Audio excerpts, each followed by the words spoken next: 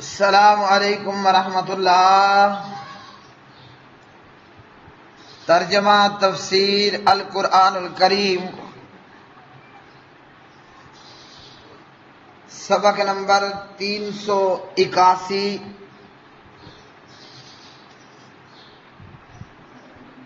سورہ توبہ، پارہ نمبر 11، آیت نمبر 100، آیت نمبر 100۔ اعوذ باللہ من الشیطان الرجیم،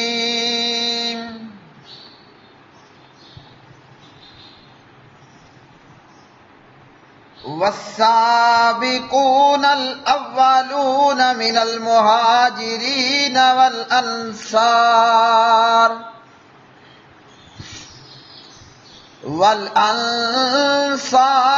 والذين اتبعوهم بإحسان رضي الله عنهم ورضوا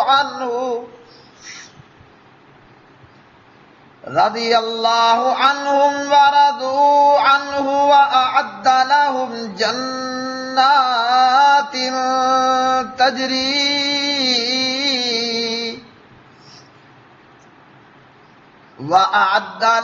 جنات تجري تحتها الأنهار خالدين فيها أبدا، ذلك الفوز العظيم۔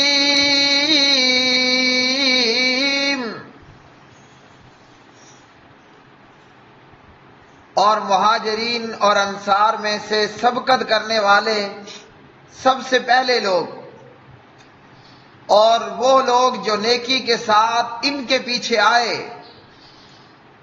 اللہ تعالی ان سے راضی ہو گیا اور وہ اس سے راضی ہو گئے، اور اس نے ان کے لیے ایسے باغات تیار کیے ہیں جن کے نیچے نہریں بہتی ہیں، ان میں ہمیشہ رہنے والے ہیں، ہمیشہ۔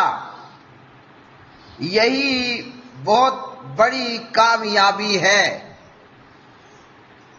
والسابقون، اور سبقت کرنے والے یعنی قبول اسلام میں، الاولون، سب سے پہلے، من المہاجرین والانصار، مہاجرین اور انصار میں سے، والذین، اور وہ لوگ جنہوں نے اتبعوہم، اتباع کیا ان کا، باحسان، احسان کے ساتھ، رضی اللہ، راضی ہو گئے اللہ تعالی، عنہم، ان سے، ورضوا، اور وہ راضی ہو گئے، عنہ، اس سے یعنی اللہ تعالی سے، وأعد، اور اس نے تیار کیے یعنی اللہ تعالیٰ نے تیار کیے ہیں، لہم، ان کے لیے، جنات، ایسے باغات، تجری کے بہتی ہیں، تحتہا، ان کے نیچے، الانہار، نہریں، خالدین، وہ ہمیشہ رہیں گے، فیہا،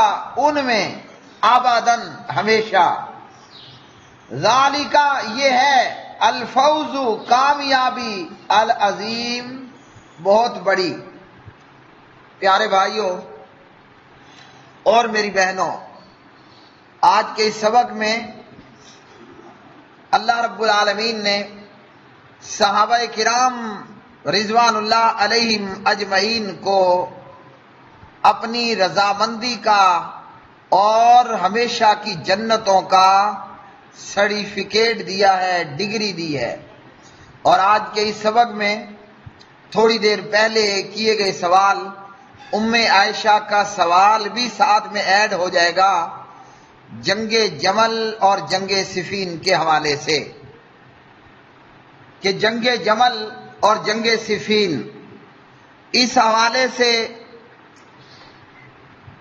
کچھ عاقبت نااندیش، کچھ ایسے لوگ جو دنیا بھی اپنی خراب کرنے والے اور آخرت بھی اپنی خراب کرنے والے، ان دو جنگوں کے حوالے سے حضرات صحابہ کرام رضوان اللہ علیہ مجمعین، جناب حضرت معاویہ رضی اللہ تعالی عنہ، جناب سیدہ عائشہ رضی اللہ تعالی عنہا، ان کے خلاف اپنے سینوں میں بغض رکھتے ہیں، اور لوگوں کے اندر بغض معاویہ، بغض عائشہ یا بغض صحابہ اسے پروان چڑھانے اور پھیلانے کی کوشش کرتے ہیں۔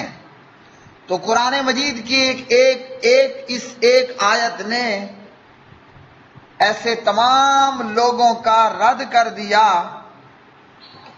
جو کہ حضرات صحابہ کرام رضوان اللہ علیہ مجمعین کے خلاف بغض رکھتے ہوں یا بغض کو پھیلاتے ہوں، بھلے وہ لوگ اسحاق جال والے جیسے لوگ ہوں، بھلے وہ لوگ خمینی جیسے لوگ ہوں، بھلے وہ لوگ عبداللہ بن سبا جیسے لوگ ہوں، بھلے وہ لوگ علی مرزا جیسے لوگ ہوں۔ اب اندازہ لگائیے کا الفاظ کا کہ میں نے ان تمام لوگوں کو ایک پلیٹ میں جمع کیا ہے۔ عبداللہ ابن سبا، ایرانیوں کا امام خمینی، میرا نہیں ان کا امام، اسحاق جال والا اور علی مرزا، یہ تمام لوگ ایک پلیٹ میں جمع ہو رہے ہیں۔ تو ہر ایک کا مقام، قدر و منزلت، شان آپ اندازہ خود لگا لینا کہ میرے نزدیک ان سب کا مقام اور درجہ کیا ہے۔ تو ایسے لوگ جو صحابہ کرام رضوان اللہ تعالی علیہ مجمعین کے متعلق اپنے سینوں میں بغض رکھتے ہیں، نفرت رکھتے ہیں، اپنے سینوں میں صحابہ کے خلاف تنگی رکھتے ہیں، وہ کوئی بھی صحابی ہو، چاہے اس صحابی کا حجم سورج اور چاند سے بڑا ہو یا وہ ستاروں جتنا ہو، بڑے درجات والا صحابی ہو یا کہ چھوٹے درجے والا صحابی ہو، یا کہ وہ جناب امیر المومنین امیر معاویہ رضی اللہ تعالی عنہ ہو، یا کہ وہ پیغمبر کی زوجہ محترمہ اماں جی سیدہ عائشہ رضی اللہ تعالی عنہا ہوں، جو ان کے خلاف بغض رکھتا ہے اپنے سینے میں، قرآن کی اس آیت نے ان تمام مردودوں کا رد کر دیا ہے۔ اور پھر جنگ جمل، جنگ صفین کیا ہے، کیا ہوا، کیا نہیں ہوا وغیرہ۔ تو قرآن مجید فرقان حمید نے ہمیں بتایا کہ مہاجرین اور انصار میں سے سبقت کرنے والے، اسلام قبول کرنے والے، اللہ تعالیٰ ان لوگوں سے راضی ہو گیا، اور جو ان کے متبعین، ان کی راہ پہ چلنے والے، اللہ ان سے بھی راضی ہو گیا، اور یہ لوگ بھی اپنے پروردگار سے راضی ہو گئے۔ اب اللہ کے راضی ہونے کی وجہ کیا ہے؟ آخر اللہ کیوں راضی ہوا حضرت ابوبکر سے؟ وہ مہاجر تھے۔ اللہ سبحانہ و تعالیٰ کیوں راضی ہوا جناب عمر سے؟ وہ مہاجر تھے۔ اللہ سبحانہ و تعالیٰ کیوں راضی ہوا جناب عثمان سے؟ وہ مہاجر تھے۔ اللہ رب العالمین کیوں راضی ہوا جناب حضرت مولا علی بن ابی طالب علیہ السلام سے؟ وہ مہاجر تھے۔ تو اللہ ان سے راضی کیوں ہوا؟ ایک تو اللہ نے یہ بات یہاں بتا دی، اور دوسری بات اللہ نے کیا بتا دی کہ اللہ صرف راضی نہیں ہوا کہ چلو بھائی میں آپ لوگوں سے خوش ہو گیا ہوں، نہ، بلکہ اللہ نے اس پر انعامات سے بھی نوازا ہے۔ اللہ نے اس پر اس کے بعد بھی انعامات سے نوازا ہے۔ اللہ کے راضی ہونے کی وجہ کیا ہے وہ اللہ نے اس آیت مبارکہ میں ہمیں بتائی۔ اب اس سے پیچھے کی آیات میں منافقوں کا ذکر ہوا۔ وہ منافق مدینے کی شہری آبادی میں رہنے والے، یا منافق صحراؤں میں، دیہاتوں میں، بادیہ نشین قسم کے لوگ، ان منافقوں کا ذکر ہوا، اور ان صحرائی لوگوں میں سے جو مومنین، مخلصین، محسنین تھے، اللہ نے ان کا بھی ذکر کر دیا۔ اب اس کے بعد اللہ رب العالمین ان سے بڑے رتبوں والوں کا مقام اور مرتبہ بیان فرما رہے ہیں، اور فرمایا کہ اللہ رب العالمین مہاجرین و انصار سے راضی ہو گیا، مہاجر وہ جو مکہ اسلام کی خاطر چھوڑتا ہے مدینہ طیبہ آ جاتا ہے، انصار وہ جو آنے والے مسلمانوں کی اور پیغمبر جناب حضرت محمد الرسول اللہ صلی اللہ علیہ وسلم کی نصرت کرتے ہیں۔ کیسے؟ اپنی جان سے بھی، اپنے مال سے بھی، اپنی اولاد سے بھی، اپنی کل موجود اپنے پاس کائنات سے انہوں نے پیغمبر کی اور ایمان والوں کی مدد کی، اتنی مدد کی کہ اپنے گھر ان کے حوالے کر دیے۔ کرنے والے نے اتنی مدد کی، کہا میری 2 بیویاں ہیں اور میرے پاس اتنا مال ہے، ان 2 بیویوں میں سے جو تجھے پسند آ جائے وہ میں چھوڑ دیتا ہوں، طلاق دے دیتا ہوں، تو اس سے شادی کر لے، میرا یہ مال ہے اس میں سے آدھا مال میں تمہیں دے دیتا ہوں۔ یہ تھے انصار۔ اللہ رب العالمین ان لوگوں سے راضی ہو گیا۔ مہاجر جو اپنا وطن اسلام کی خاطر چھوڑ کر آ گئے، انصار جنہوں نے سب کچھ پیغمبر اور اہلیان اسلام پہ لٹا دیا۔ اب ان انصار و مہاجرین کے حوالے سے اللہ رب العالمین نے یہ بات بیان فرمائی۔ اب ان کے حوالے سے مفسرین کے مختلف اقوال ہیں۔ ایک تو وہ کہ جو ہجرت کر کے آ گئے، اور اسی طرح بعض نے کہا کہ دونوں قبلوں کی طرف نماز پڑھنے والے السابقون، اور اسی طرح بعض نے کہا کہ بدری صحابی، بعض نے بیت رضوان والے، بعض نے فتح مکہ تک والے، اور اسی طرح بعض نے بعض کو۔ تو ان تمام کو ایک دوسرے پر فضیلت حاصل ہے۔ اور اسی طرح انصار میں سے وہ جنہوں نے مدینے میں آ کر نبوت کے 11ویں سال حج کے موقع پر مکہ میں نبی علیہ الصلوۃ والسلام کے ہاتھ پر بیعت کی، یعنی پہلی بیعت عقبہ، اور یہ لوگ 7 افراد تھے۔ کتنے بندے تھے؟ 7 افراد تھے۔ پھر دوسری بیعت عقبہ جو نبوت کے 12ویں سال میں ہوئی، 12 نبوی میں، اور اس میں 70 آدمی اور 2 خواتین شامل تھیں۔ پھر ان کے بعد وہ جو نبی علیہ السلام کی مدینہ آمد سے پہلے، رسول اللہ صلی اللہ علیہ وسلم کی مدینہ ہجرت سے پہلے حضرت مصعب بن عمیر رضی اللہ تعالی عنہ کے ہاتھ پر مسلمان ہوئے۔ پھر وہ سب اہل مدینہ جو آپ صلی اللہ علیہ وسلم کی مدینہ آمد کے بعد مسلمان ہوئے، ان سب کو درجہ بدرجہ سبقت اور فوقیت حاصل ہے۔ اور اسی طرح تیسرا گروہ وہ لوگ ہیں جنہوں نے سابقین مہاجرین و انصار کے بعد ایمان لا کر ہجرت یا نصرت کا شرف حاصل کیا، اور اسی طرح کے پھر دیگر لوگ۔ اور اسی طرح بعض نے کہا کہ السابقون الاولون من المہاجرین والانصار سے مراد محمد الرسول اللہ صلی اللہ علیہ وسلم کے تمام اصحاب حضرات صحابہ کرام رضوان اللہ علیہ مجمعین ہیں، کیونکہ انہیں رسول اللہ کی صلی اللہ علیہ وسلم صحبت کے شرف کے بنا پر باقی تمام امت پر سبقت حاصل ہے، جو صحابہ کے بعد کسی کو نصیب ہو ہی نہیں سکتی ہے۔ اور وہ لوگ جو ان کے پیچھے آئے، ان کے متبعین ہوئے، ان کی اطاعت کرنے والے، اتباع کرنے والے ہوئے، قیامت تک آنے والے صحابہ کے منہج پر موجود مسلمان، جو حضرات صحابہ کرام کے نقش قدم پر چلتے ہوئے فقط قرآن و سنت پر ہی عمل کرتے رہے۔ کیونکہ کوئی بھی دیگر فرقے کے لوگ اپنے امام کی تقلید کا دعویٰ تو کر سکتے ہیں، مگر صحابہ کے طریقے کی پیروی کا دعویٰ نہیں کر سکتے، کیونکہ صحابہ کا عمل تو فقط قرآن و سنت پر تھا۔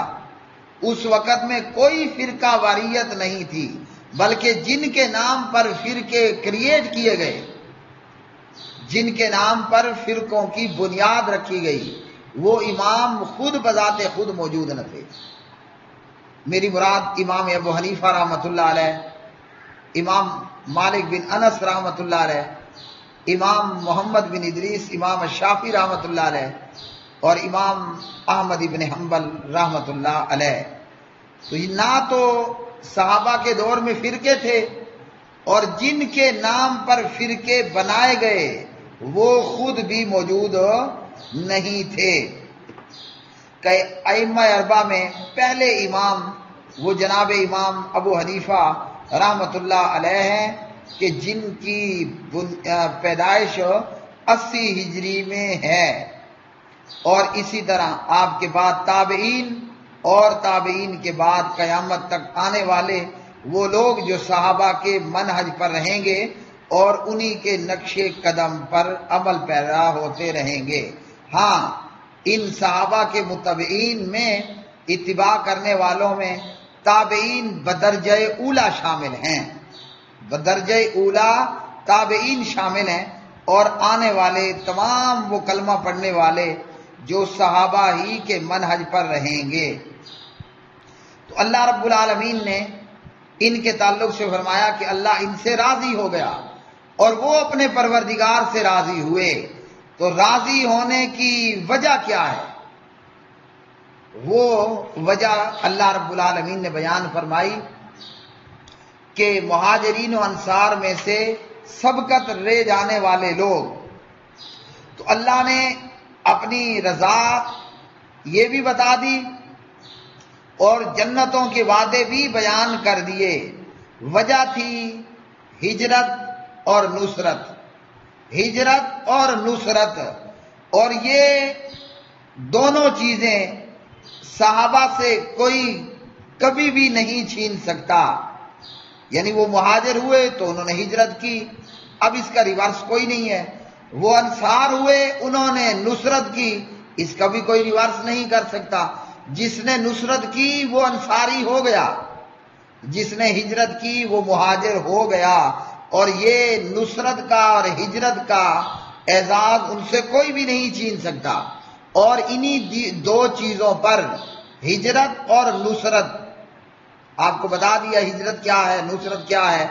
انہی دو چیزوں کی وجہ سے اللہ نے ان لوگوں کو اپنی رضامندی عطا کی اور جنتوں کے وعدے کیے اور جنتیں عطا کی. بلکہ ابھی بلال دنیا میں تھے، لیکن جناب حضرت بلال حبشی رضی اللہ تعالی عنہ ان کے جوتوں کی آواز جنت میں آ رہی تھی. اور پیارے نبی علیہ الصلوۃ والسلام نے نام لے لے کر بتا دیا. ابھی ہے دنیا میں مگر نامینیٹ کر کے ڈگریاں دی جا رہی ہیں، سرٹیفکیٹ تقسیم کیے جا رہے ہیں. مثلا اشرا مبشرہ صحابہ حضرت طلحہ، حضرت زبیر، حضرت سعد، حضرت سعید، حضرت عبد الرحمن، حضرت ابو عبیدہ، ہاں جی، حضرت ابو بکر، حضرت عمر، عثمان، علی رضوان اللہ تعالی علیہ مجمعین. اور حضرات صحابہ میں پہلا نمبر ابو بکر کا ہے. ابو بکر صدیق، صدیق اکبر رضی اللہ تعالیٰ عنہ، جو صحابہ میں سب سے اول، اسلام میں بھی اول، ہجرت میں بھی نبی علیہ الصلوۃ والسلام کے یار غار اور آپ کے سفر یار. تو یہ اعزاز ہجرت اور نصرت کا صحابہ سے کوئی نہیں چھین سکتا. اور اسی اعزاز کی بنیاد پر اللہ نے ان کو یہ رضامندی اور جنتوں کی جو ہے وہ نعمتوں سے سرفراز فرمایا.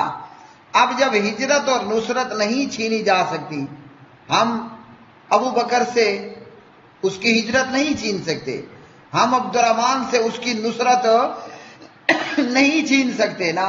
تو اس پر ملنے والی خوشیاں بھی وہ صحابہ کے لیے دائمی ہیں اور ہمیشہ کے لیے ہیں. تو جو بے ایمان صحابہ کرام متعلق یہ کہے گا کہ نعوذ باللہ پیغمبر کی وفات کے بعد وہ تصور کرے گا کہ صحابہ نعوذ باللہ مرتد ہو گئے، تو اس کا یہ کہنا باطل ہوگا. کیونکہ اللہ تعالیٰ ایسے شخص کو تو اپنی رضا اور جنت کی خوشخبری دے ہی نہیں سکتا. کیونکہ اللہ کو تو معلوم ہے نا، اللہ کبھی مرتد کو بھی جنت کی خوشخبری دے سکتا ہے؟ نہیں دے سکتا. کیونکہ اللہ کو تو علم ہے، وہ تو موجودہ بھی جانتا ہے اور پچھلا بھی جانتا ہے اور آئندہ کو بھی جانتا ہے. وہ ماضی، حال، مستقبل سے کیا ہے؟ وہ واقف ہے۔ اگر نعوذ باللہ ایسا ہوتا جیسے ظالم لوگوں نے کہا کہ صحابہ نعوذ باللہ مرتد ہو گئے، تو اللہ تو آئندہ کو بھی جانتا ہے نا، تو اللہ کو کیا ضرورت تھی ان کے لیے رضی اللہ کہنے کا اور ان کے لیے وعد لہم جنات کہنے کا؟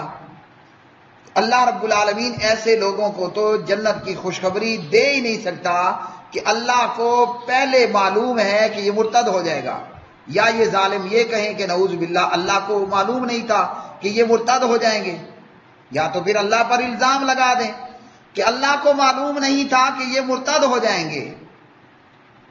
اور ہم سب جانتے ہیں کہ اللہ سب کچھ جانتا ہے، تو جب اللہ پچھلا جانتا ہے، موجودہ جانتا ہے، آئندہ جانتا ہے، اللہ نے صحابہ کو جب یہ اعزازات دیے تو یہ اعزازات کوئی بھی ان سے نہیں چھین سکتا، اور اس کے بعد اگر کوئی صحابہ پہ مرتد ہونے کا فتویٰ لگائے یا جنگ جمل صفین کو لے کر صحابہ کے متعلق بغض اور نفرت رکھے، یا بغض اور نفرت کو جو ہے وہ مسلمانوں میں عام کرنے کی کوشش کرے، اس سے بڑا بدبخت، اس سے بڑا خبیث شاید کوئی نہ ہوگا کہ جو ان حضرات کے تعلق سے زبان درازی کریں، سب و شتم کریں، تہمت تراشی کریں اور تبرہ بازی کا مظاہرہ کرتے ہیں۔ اللہ رب العالمین ان سے راضی ہوا تو وہ ابد الآباد کی رضامندی ہے اور ہمیشہ ہمیشہ کی رضامندی ہے، اور جو جنتوں کے اللہ نے وعدے کیے وہ وعدہ آج بھی معاویہ کے لیے موجود ہے رضی اللہ تعالی عنہ وارضہ، اور وہ وعدہ اور وہ بشارتیں آج بھی حضرت عائشہ رضی اللہ تعالی عنہا اور دیگر کے لیے موجود ہیں۔ جنگ جمل یا جنگ صفین، جمل کی جنگ ہوئی اور اس کا پس منظر کچھ یہ ہے کہ حضرت عثمان ابن عفان رضی اللہ تعالی عنہ کے تیسرے خلیفہ مقرر ہونے پر یہودیوں نے اپنی منافقت کو بڑے پر عزم اور بڑی منصوبہ بندی کے ساتھ لانچ کر دیا، گراؤنڈ میں لے کر آ گئے، اور عبداللہ بن سوا اس نے اپنے ظاہری تقوی اور ظاہری عبادات کو استعمال کرتے ہوئے مسلمانوں کے اندر فتنہ پیدا کر دیا، اور وہ فتنہ کیا تھا؟ فتنہ عبداللہ بن سبا کا پیدا کردہ یہ تھا کہ لوگوں کے اندر حضرت علی رضی اللہ عنہ کی محبت کے حوالے سے غلو پیدا کر دیا، اور حضرت عثمان رضی اللہ تعالی عنہ کے خلاف نفرت کو پیدا کرنا اور پھیلانا شروع کر دیا۔ نتیجہ جس کا یہ نکلا کہ حضرت عثمان رضی اللہ تعالی عنہ شہید کر دیے گئے۔ اب پھر اس کے بعد بھی ان باغیوں اور ان فتنہ پرور سبائی ٹولے کی تخریب کاریاں وہ جاری رہیں، اور ان لوگوں کی انہی تخریب کاریوں کی وجہ سے نتیجہ یہ ہوا کہ مسلمانوں میں جنگ ہوئی۔ نہ تو جنگ حضرت معاویہ رضی اللہ تعالیٰ عنہ چاہتے تھے، نہ جنگ حضرت مولا علی علیہ السلام چاہتے تھے، اور چاہا یہی گیا کہ حضرت عثمان رضی اللہ تعالیٰ عنہ کے قاتلوں کو گرفتار کر کے سزا دی جائے، اور عام مسلمانوں کو توقع یہ تھی کہ حضرت علی رضی اللہ عنہ ان قاتلین عثمان کے خلاف گھیرا تنگ کریں گے اور ان کو ان کے کیے کی پوری سزا دیں گے، لیکن صورتحال حضرت علی بن ابی طالب علیہ السلام کے کنٹرول سے باہر تھی۔ یوں باغیوں نے مزید فتنوں کو پیدا کیا اور نتیجہ جمل کی صورت میں سامنے آیا، جبکہ حضرت عثمان رضی اللہ تعالی عنہ کے قاتل کون تھے؟ وہ باغی لوگ تھے جو حضرت علی رضی اللہ تعالی عنہ کے قابو میں آ نہیں رہے تھے، جیسا کہ ایک مشہور کتاب نہج البلاغہ شیعوں کے ہاں ایک بہت بڑی معتبر کتاب ہے، اہل تشیع کے ہاں نہج البلاغہ ایک بہت بڑی اور معتبر کتاب ہے۔ یہ کتاب سید شریف رضی نے مرتب کی، اور اس کتاب کے اندر بقول اس مرتب کرنے والے کے، یا جو وہ لوگ سمجھتے ہیں کہ حضرت علی بن ابی طالب علیہ السلام کے خطبات اور ان کے خطوط اور ان کے بیانات اور ان کی تقریریں شامل ہیں، جو کہ انہوں نے اپنے زمانے میں مسجد کوفہ میں دیے اور اسی طرح دیگر مقامات پر۔ تو نہج البلاغہ جو کہ اہل تشیع کے ہاں ایک بہت بڑا رتبہ اور مقام رکھتی ہے، اور اسی نہج البلاغہ میں قاتلین عثمان کے تعلق سے یا ان غداروں اور فتنہ پرور لوگوں کے حوالے سے کیا کچھ لکھا ہے کہ حضرت علی رضی اللہ تعالیٰ عنہ کے حوالے سے نہج البلاغہ میں جناب علی کہتے ہیں، لکھتے ہیں کہ میں روز اول سے تمہارے غداری کے انجام کا انتظار کر رہا ہوں۔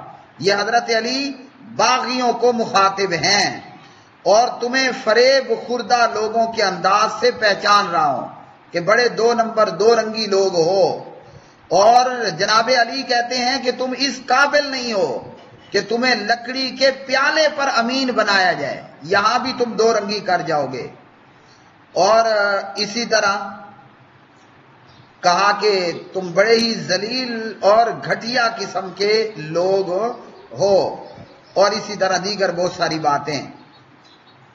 تو یہ معاملہ حضرات صحابہ کرام رضوان اللہ علیہ مجمعین کے بیچ میں ہوا، اور پھر اسی طرح صفین کا مارکہ ہوا، اور یہاں بھی حضرت علی اور حضرت معاویہ رضی اللہ تعالیٰ عنہ نہیں چاہتے تھے کہ مسلمانوں کے بیچ میں جنگ ہو، اور اسی جنگ کے متعلق نبی علیہ السلام نے خبر بھی دی کہ آپ صلی اللہ علیہ وسلم نے حضرت عمار بن یاسر رضی اللہ تعالیٰ عنہ کو بتایا تھا کہ اے عمار، تجھ کو باغیوں کا ایک گروہ شہید کرے گا۔ اب پیارے نبی علیہ السلام نے یہ بات بیان کی، اب اس حدیث کو لے کر حضرت معاویہ رضی اللہ تعالی عنہ کے خلاف اور صحابہ دیگر کے خلاف بغض لوگوں میں پیدا کیا جاتا ہے۔ یہ حدیث بیان اگر کہیں کی ہے خمینی نے، یہ حدیث اگر بیان کی ہو پیچھے کہیں تاریخ کے اوراق میں سبائی ٹولے نے، یا یہ روایت بیان کرنے والا علی مرزا، مقصد ایک ہے، اور وہ ہے بغض صحابہ کو پروان چڑھانا، حضرت معاویہ رضی اللہ تعالیٰ عنہ کے خلاف مسلمانوں میں نفرت انگیز جذبات کو ابھارنا۔ تو پیارے بھائیوں، وہ چاہے عبداللہ بن سبا تھا، وہ چاہے ایرانیوں کا خمینی تھا، وہ چاہے جاہل اجہل اسحاق جھال والا تھا، یا نیم رافضی، یا 50% یا 80 یا 90 یا 95 یا 99%، یا کل کا کل علی مرزا رافضی، یہ اور اس قسم کے دیگر لوگ جو بھی حضرات صحابہ کے خلاف بغض پھیلاتے ہیں، قرآن پاک کی آیت سورہ توبہ کی آیت 100، اس آیت نے ان تمام لوگوں کا منہ بند کر دیا ہے۔ کیا کر دیا ہے؟ اس آیت نے ان تمام لوگوں کا منہ بند کر دیا۔ آیت نے صاف طور پر بتا دیا کہ اللہ وحدہ لا شریک صحابہ کرام سے راضی ہو گیا۔ تو معاویہ کون ہے ذرا بتائیے؟ پیارے نبی علیہ السلام کے صحابی ہیں نا، ویسے صرف صحابی نہیں ہیں، آپ صلی اللہ علیہ وسلم کی زوجہ محترمہ حضرت ام حبیبہ رضی اللہ تعالی عنہا کے بھائی بھی ہیں، اور بیوی کا بھائی بیوی کے بھائی کو ہم سرائکی لوگ تو سالہ بولتے ہیں، جو آپ بولتے ہیں سو بولتے ہیں۔ اور اسی طرح حضرت معاویہ رضی اللہ تعالیٰ عنہ کے دیگر بھی مناقب اور فضائل ہیں، اور ایک بہت بڑی فضیلت بھی ہے، وہ بھی آپ کو بتانے لگا ہوں۔ تو جو لوگ عمار بن یاسر رضی اللہ عنہ کی روایات کو لے کر، جمل اور صفین کے واقعات کو لے کر حضرت معاویہ یا صحابہ کے خلاف بغض پیدا کرتے ہیں اور لوگوں میں بغض صحابہ کو پھیلانے کی کوشش کرتے ہیں، قرآن کی یہ آیت والسابقون الاولون من المہاجرین والانصار ان تمام مردودوں کے منہ کو بند کرنے والی ہے۔ اور صرف یہ آیت ہی نہیں ہے، آپ صلی اللہ علیہ وسلم کی احادیث بھی موجود ہیں، جیسا کہ میں 2-3 دن پہلے خطبہ جمعہ میں بیان کر چکا ہوں۔ خطبے کا موضوع تھا داماد حضرت مولا علی علیہ السلام۔ پیارے نبی علیہ السلام نے منع کر دیا، ہمیں باز رکھا کہ میرے صحابہ سے بغض نہیں رکھنا۔ اور امام مالک بن انس رحمہ اللہ سورۃ الحجرات کی آیت مبارکہ لیغیظ بہم الکفار، اس کے تحت فرماتے ہیں من اصبح من الناس فی قلبہ غیظ علی احد من اصحاب رسول اللہ صلی اللہ علیہ وسلم فقد اصابتہ ہذہ الآیہ، جس کے دل میں بھی صحابہ کے متعلق بغض اور غصہ ہوا وہ کافر ہوگا۔ لیغیظ بہم الکفار کے تحت جس کے دل میں معاویہ کے متعلق بغض اور غصہ ہوا وہ کافر ہوگا۔ اور یہ امام مالک کون ہے؟ امام مالک بن انس رحمہ اللہ تعالی ائمہ اربعہ میں اہل سنت کے ان 4 اماموں میں دوسرے نمبر پر امام ہیں۔ اور آپ رحمت اللہ علیہ محمد الرسول اللہ صلی اللہ علیہ وسلم کی مسجد میں، وہ کہاں پر ہے؟ مدینہ پاک میں ہے نا، مسجد نبوی میں مدرس۔ اور جناب امام مالک نے یہ کہا اور کہا کرتے تھے، پیارے نبی کی قبر اطہر کی طرف اشارہ کرتے اور فرماتے تھے کہ دنیا کے ہر بندے کی بات کو لیا بھی جا سکتا ہے، چھوڑا بھی جا سکتا ہے، سوائے اس ایک قبر والے کے۔ تو امام مالک رحمت اللہ علیہ فرما رہے ہیں کہ جس کے دل میں صحابہ کے متعلق بغض اور جلن نفرت ہوئی وہ کافر ہے۔ تو جو جنگ جمل اور صفین کے واقعات کو لے کر، حضرت عمار رضی اللہ عنہ کی شہادت کو لے کر باغی جماعت قتل کرے گی، ان احادیث کو لے کر، احادیث بالکل اپنی جگہ پر صحیح ہیں، ان احادیث کو لے کر جو صحابہ کے خلاف نفرت رکھے یا نفرت پھیلائے وہ کافر ہے، وہ بے ایمان ہے، اس کا اسلام سے اور ایمان سے تعلق کوئی نہیں رہ جاتا۔ تو اللہ رب العالمین نے ان حضرات کو ان کی ہجرت اور نصرت کی بنیاد پر اللہ ان سے راضی ہوا، بخالی اتنا نہیں کہہ دیا کہ میں راضی ہو گیا، فرمایا تمہارے لیے جنتیں ہیں، 1 مہینے کے لیے، 2 سال کے لیے، 1 صدی کے لیے، بھئی کب تک میں جنت میں رہیں گے یہ لوگ؟ فرمایا ابد الاباد خالدین فیہا ابدا، ابو بکر و عمر کے لیے، عثمان علی کے لیے، معاویہ عائشہ کے لیے رضی اللہ تعالی عنہ مجمعین ابد الاباد جنتے ہیں۔ ویسے جنت سبھی کے لیے ابد الاباد ہے، تو ان کے لیے جنت ابد الاباد ہے، ہمیشہ ہمیشہ کے لیے اللہ نے جنت دی۔ اور کیا کہا؟ بس نہیں، فرمایا الفوز العظیم، یہی بہت بڑی کامیابی ہے۔ تو اللہ سبحانہ و تعالیٰ تو حضرت معاویہ متعلق فرما رہے ہیں رضی اللہ تعالی عنہ، اللہ تو اماں جی عائشہ متعلق فرما رہے ہیں رضی اللہ تعالی عنہا، اللہ تو معاویہ کے لیے جنتوں کا اعلان کر رہے ہیں، اللہ تو معاویہ کے لیے فوز عظیم کا اعلان کر رہے ہیں، اور تو جنگ جمل صفین کو لے کر کیا کرتا ہے؟ ان حضرات کے خلاف بغض رکھتا ہے، نفرت پھیلاتا ہے، تیرا ٹھکانہ سیدھا سیدھا جہنم ہے۔ اور حضرت معاویہ رضی اللہ تعالی عنہ کا مقام کیا ہے؟ باغی وہ تھے جو کہ جنگ کرنا چاہتے تھے، سبائی ٹولہ، نہ کہ حضرت معاویہ باغی تھے، نہ کہ مومنوں کی ماں باغیہ تھی۔ باغی وہ تھے جنہوں نے عثمان کو شہید کیا، جنہوں نے جناب علی کو مجبور کیا۔ باغی وہ تھے جو لڑنا چاہتے تھے اور صحابہ میں لڑائیاں کی۔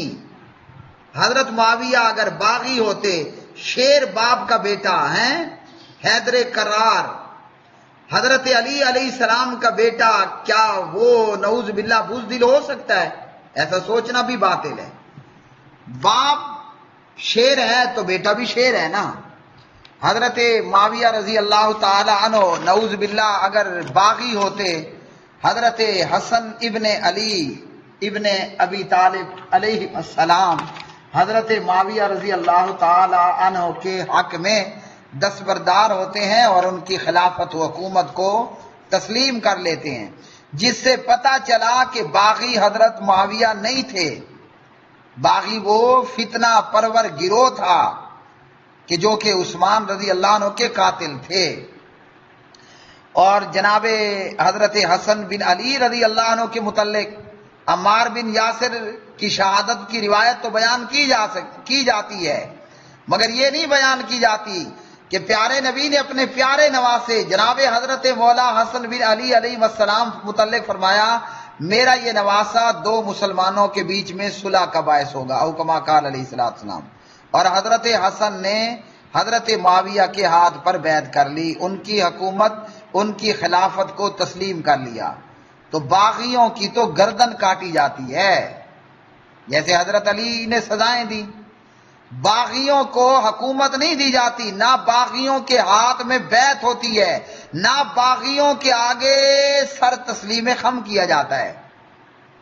حضرت حسن کا جناب معاویہ کے ہاتھ پر یہ بیعت کرنا، یہ اس بات کی دلیل ہے کہ حضرت حسن بھی سمجھتے تھے اللہ معاویہ سے راضی ہوا، معاویہ اپنے رب سے راضی ہوا، اور حضرت حسن بھی یہ سمجھتے تھے کہ معاویہ باغی نہیں ہے۔